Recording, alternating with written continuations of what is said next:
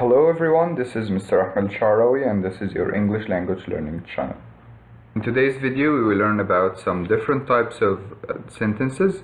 These sentences are called fragment sentences and run-on sentences. So the question of the day is, does every group of words make a sentence? The goal of this lesson is to spot the differences between fragment, run-on sentences and simple sentences. And it's very important to learn the correct punctuation for each one of them and to know about their usage. This lesson is very important for every English speaker and writer, and it's very important also for the people who will take the IELTS. They need to learn about this lesson. They need to learn about the differences between these different types of sentences. So what's the difference between the sentence fragment, the run-on sentence, and simple sentence? The sentence fragment is missing a subject or a predicate or even both.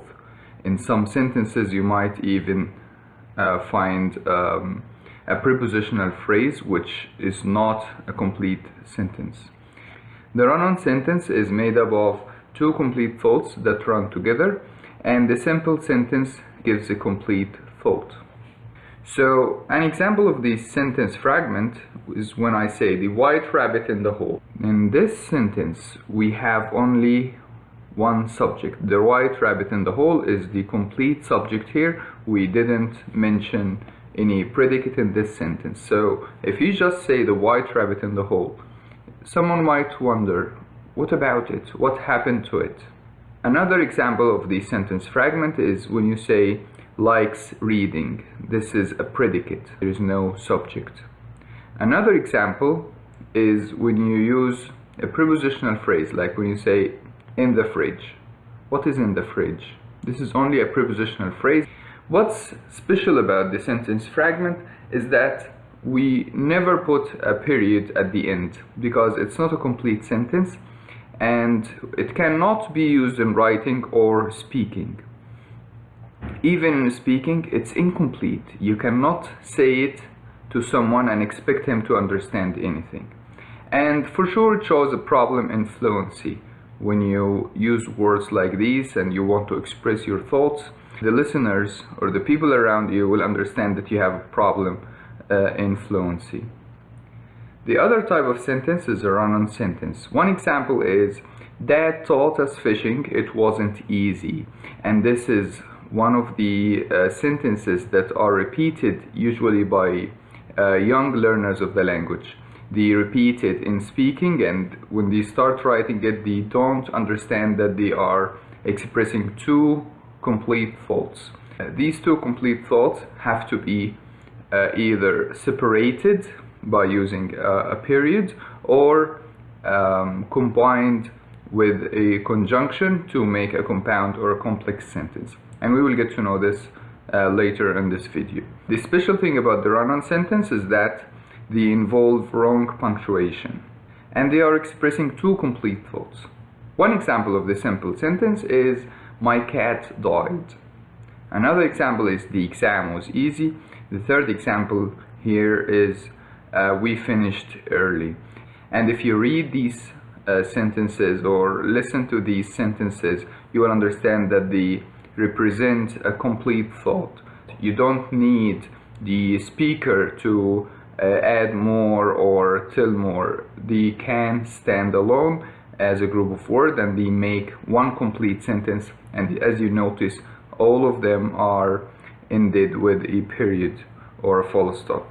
So if we have a run-on sentence and we always express about our thoughts in this way, we combine two thoughts at the same time, we can turn it into a compound sentence, or as I said before, we can split it and separate it into two simple sentences. So as you can see in this example here, Dad taught us fishing, it wasn't easy.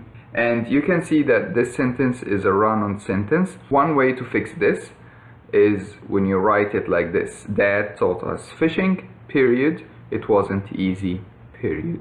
These are two sentences, two simple sentences. The special thing about The simple sentences is that they are grammatically correct. Now you fixed this mistake.